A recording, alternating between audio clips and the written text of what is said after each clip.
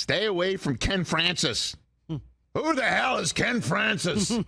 Exactly. Well, apparently he is a colleague and friend of none other than Lamar Jackson in a venture involving fitness equipment.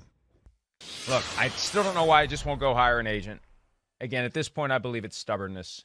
And it just further complicates a strange and bizarre story for a guy who should have his long-term contract by now, and I think would if he just would have hired an agent at some point in the past couple of years. They're dealing with semantics now. Right. They're talking about, well, he don't want a fully guaranteed contract. Yep. So what, you want $200 million guaranteed instead of the $230 to $250? I'm sure that's what we're talking about.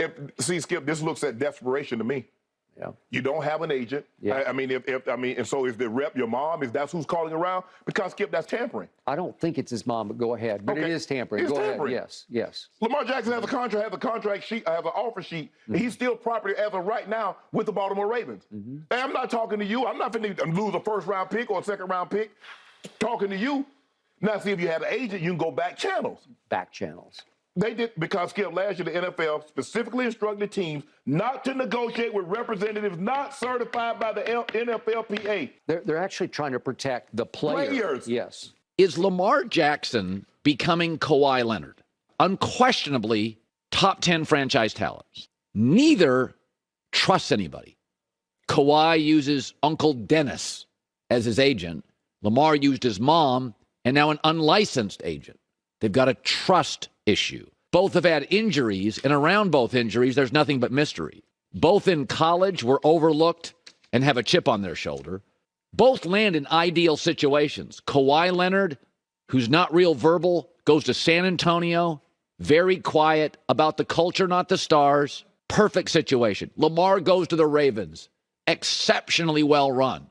Defense, run game, patient, letting him grow with Flacco for a year.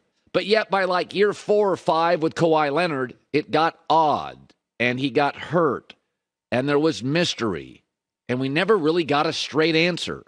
And now in year 3 or 4 for Lamar Jackson, he's hurt, and there's mystery, and it's odd, and we never really got a straight answer. Could he have played? I thought he was ready to play in late December. Then he never played.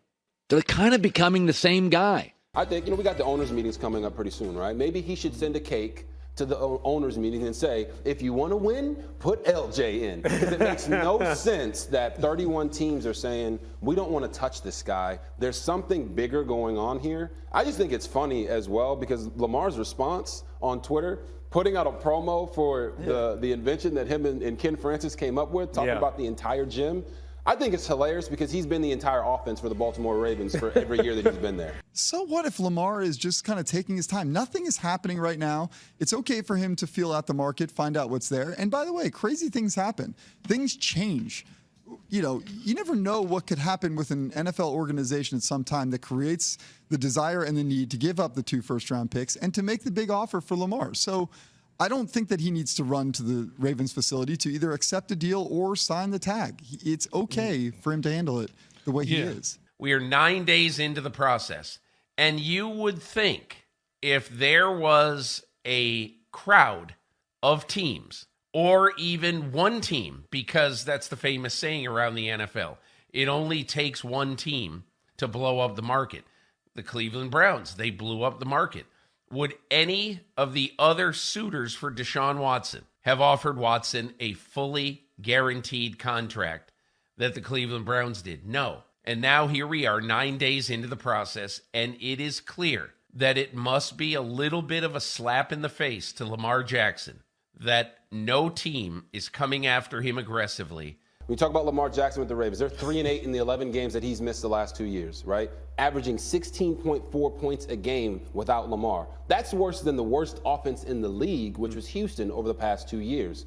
If I'm Lamar Jackson, I don't think I need an agent, but I'm reaching out to a guy like David Mulugeta who negotiated the contract that I'm trying to exceed. Not to say, hey, I need you to represent me, but just to say, give me some advice on how to approach this. In the end, the only reason why I would say he would need an agent, what's his end goal and ultimate objective? Is it getting the money from the Ravens or is getting the money from other teams? Right.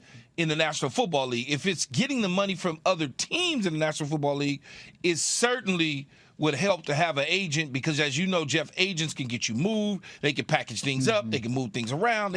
They're dialed in and having communications with all 32 teams on a constant because they have other players on those teams, where Lamar is basically only dealing with the Ravens because Lamar's living his life. He's not picking up the phone every 30 seconds talking to Washington. You agree with no one will sign to the offer sheet Lamar Jackson because it eats up their salary cap space when they know that the Ravens aren't going to allow him to walk out the door.